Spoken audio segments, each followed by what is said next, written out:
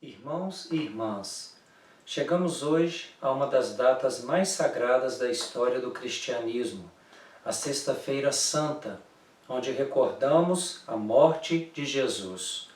Com as palavras registradas por Lucas, em Atos capítulo 2, verso 23, o apóstolo Pedro explicou desta forma esta data, sendo este entregue pelo determinado desígnio e presciência de Deus, vós o matastes, crucificando-o por mão de iníquos.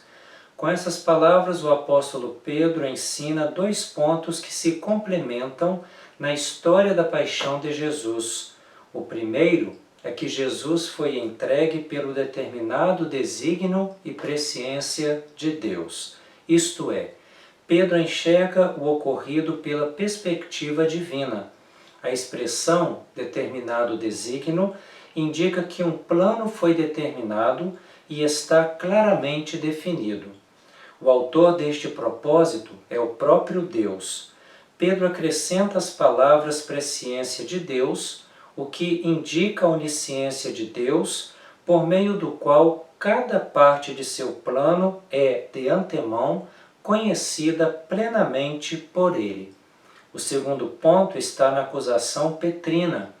Vós o matastes, crucificando-o por mão de iníquos.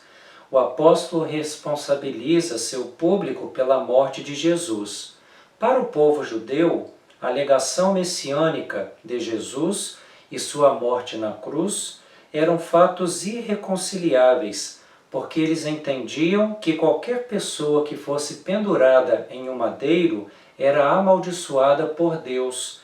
Em Deuteronômio 21, versos 22 e 23, lemos: Se alguém houver pecado passível da pena de morte e tiver sido morto, e o pendurares no madeiro, o seu cadáver não permanecerá no madeiro durante a noite, mas, certamente, o enterrarás no mesmo dia, porquanto o que for pendurado no madeiro é maldito de Deus. Assim, não contaminarás a terra que te dá o Senhor teu Deus em herança.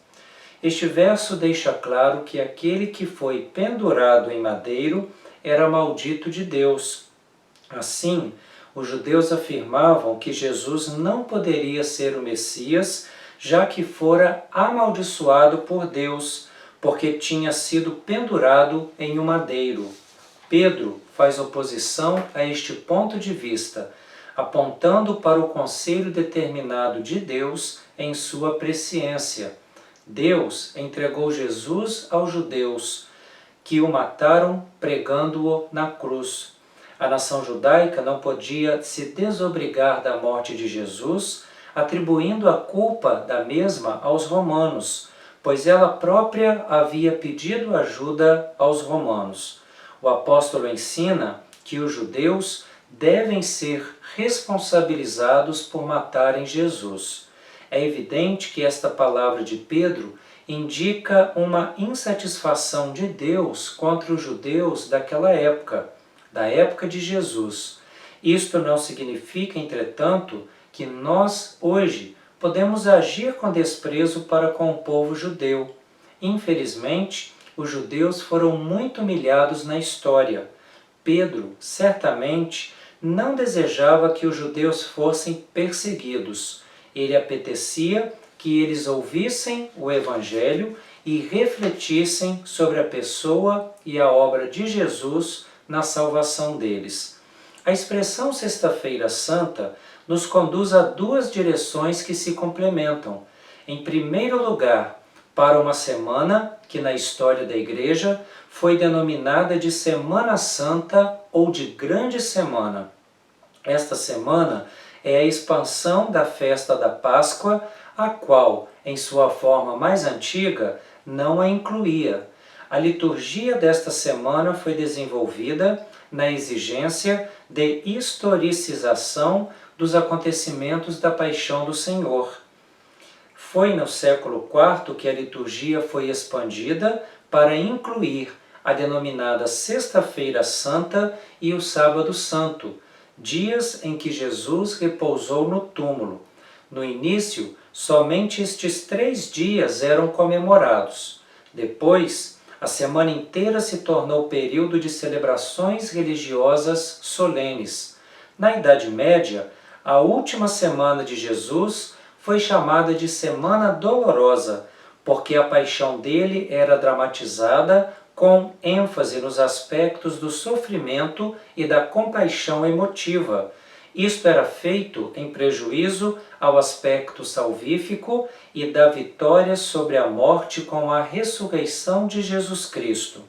Hoje, entendemos que tal ênfase não é coerente, pois a história da paixão de Cristo conduz, de fato, ao sentimento da compaixão emotiva, mas também deve conduzir à mensagem alegre e objetiva da salvação que Deus, em Cristo, oferece ao ser humano.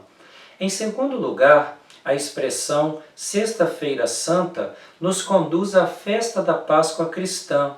Durante os 3 primeiros séculos da história do cristianismo, a Páscoa foi a única festa observada universalmente pelos cristãos.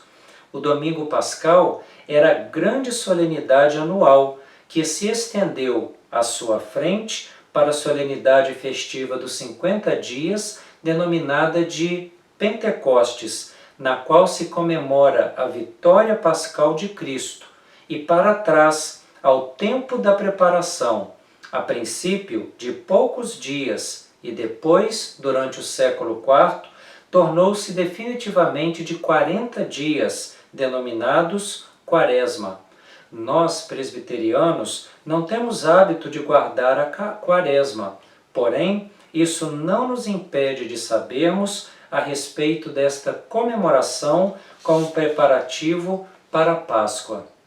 Estas 2 direções que a Semana Santa nos conduz partem do pressuposto de que, para os cristãos, há 2 tipos de calendário: o civil, do qual são as estações do ano e as festas cívicas que nos orientam, e o religioso, no qual as festas que comemoram alguns aspectos da vida de Jesus, por exemplo, batismo, nascimento, morte e ressurreição, é que nos orientam. Nos primeiros séculos do cristianismo, cada igreja tinha o seu calendário religioso, não havendo uniformidade. Porém, na Idade Média, o calendário romano passou a ser utilizado pela Igreja Ocidental. Após a Reforma, o calendário romano permaneceu em 2 tipos. Em primeiro lugar, o calendário religioso amplo, o que envolve, além das festas de Jesus, as festas de Maria e dos santos. O segundo tipo do calendário religioso era o restrito, que envolve apenas as datas escolhidas para celebrar o mistério de Jesus Cristo durante um ano. A Igreja Católica segue o calendário religioso amplo. Eu, pastor presbiteriano, tenho o hábito de seguir o calendário religioso restrito, comemorando as datas que foram escolhidas para celebrar o mistério de Cristo. Eu entendo que comemorar as principais festividades a respeito de Jesus é importante, porque nos recorda que Deus atua na história. É evidente que os cristãos não devem cultuar a Deus ou se santificar apenas nas datas prescritas pelo calendário religioso. Antes, devem observar nestes tempos festivos modelo de fé e de conduta para todo o ano cristão. Uma das características do calendário religioso é que ele está organizado em ciclos. Um ciclo é um período no qual ocorrem fatos históricos importantes determinados por um acontecimento que os ordena em determinada evolução. Um dos ciclos do calendário religioso chama-se ciclo da Páscoa. É o tempo que vivemos, o qual terá o seu ápice no próximo domingo, o dia da ressurreição de Jesus Cristo. A grande pergunta que temos diante da história de Cristo é: o que ela tem a ver conosco? O reformador francês João Calvino respondeu a esta pergunta da seguinte maneira: deve-se ter em conta que, por quanto tempo Cristo estiver fora de nós e dele estivermos separados, tudo quanto ele sofreu e fez para a salvação do gênero humano nos é improfícuo e de nenhuma relevância. Portanto, para que Cristo compartilhe conosco aquilo que recebeu do Pai, ele precisa tornar-se nosso e habitar em nós. Com estas palavras, o reformador João Calvino indica que, se olharmos para a obra de Jesus na cruz apenas como algo alheio e externo ao nosso coração, de nenhum proveito a obra de Cristo na cruz nos terá.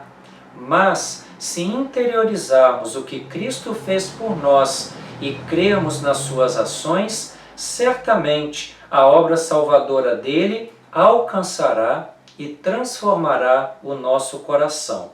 O apóstolo Paulo explica que devemos crescer na fé e na obra de Jesus Cristo.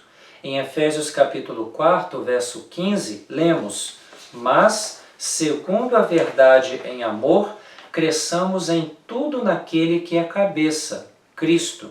O apóstolo ensina claramente que apenas Jesus pode ser o líder entre o seu povo e que somente nele podemos ser fortes e grandes. Cada cristão é convidado a sujeitar-se ao corpo místico de Cristo, a Igreja. Que nessa semana da Páscoa do Senhor fiquemos reflexivos sobre o que Jesus fez por nós. Peçamos a Deus que aplique a mensagem de Jesus em nosso coração e nos faça entender a vontade do Senhor.